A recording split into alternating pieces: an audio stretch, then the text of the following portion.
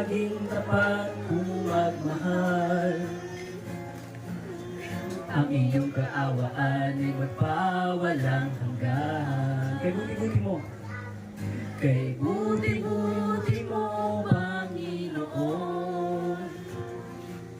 Sa lahat ng oras, sa bawat araw, ika'y laging tapat kung magmahal.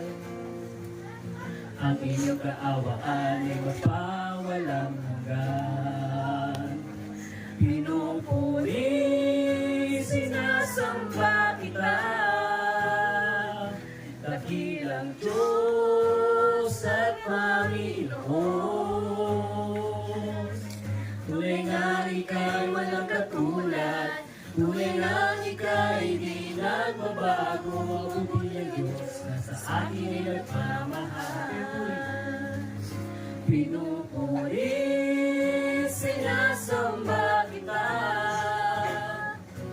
dakilang Diyos at Panginoon. Tunay nga ika'y walang katulad, tunay nga ika'y di nagbabago. Mabuti ang Diyos na sa akin ay nagmamahal. Mabuti ang Diyos. Mabuti ang Diyos na sa akin ay nagmamahal. Mabuti ang Diyos. Salamat po. Amen. So, ayun po, sa nabanggit ko kanina, yung Ecclesiastes 3. Itong talatang po ito, may pinamagatang, may takdang panahon para sa lahat. Ang sabi po dito sa verse 1, ang lahat sa mundong ito ay may kanya-kanyang panahon, may kanya-kanyang oras. Ang panahon ng pagsilang at panahon ng pagkamatay. Ang panahon ng pagtatanim at panahon ng pagbubunot ng tanim. Ang panahon ng pagpatay at panahon ng pagpapagaling. Ang panahon ng pag-iba at panahon ng pagtatayo. Ang panahon ng pagluha at panahon ng pagtawa. Ang panahon ng pagluluksa at panahon ng pagdiriwang.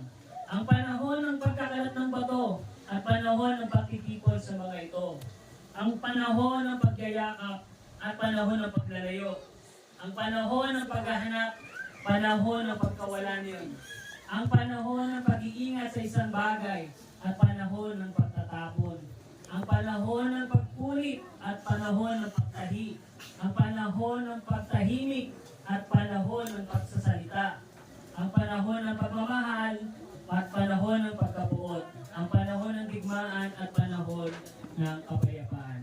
Sinasabi sa mensahe ng Panginoon na ang lahat mayroong nakatakdang oras. May panahon para sa lahat. At maaaring sa oras na ito, ito siguro yung masasabi natin panahon ng pagluluksa, panahon ng malungkot, panahon ng pagluha. Ito yung panahon ng pagkawala, panahon ng paghihiwalay. Diba? At wala naman pong masama kung makaramdam tayo ng kalungkutan. Walang masama kung makaramdam tayo ng pagkamis. Walang masama kung makaramdam tayo ng maiyak tayo. Dahil maaari ito yung panahon na yun para sa atin. Dahil ito yung panahon ng paghihiwalay natin kay tatay. Kasi nung mga nakaraan, nandun yung panahon na kasama natin siya, nandun yung panahon ng kabanding natin siya, nandun yung panahon na sana nagugol natin yung oras, pagmamahal, resources, nung kasama siya. Yun yung panahon na yun. At ngayon, ito na yung panahon na si tatay, ito na, nakahiga na sa kahon.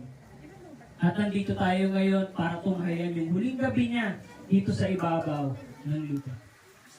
Hindi ba po? At alalahanin natin, kahit si Kristo nalungkot, nakaranas ng kalungkutan. Yung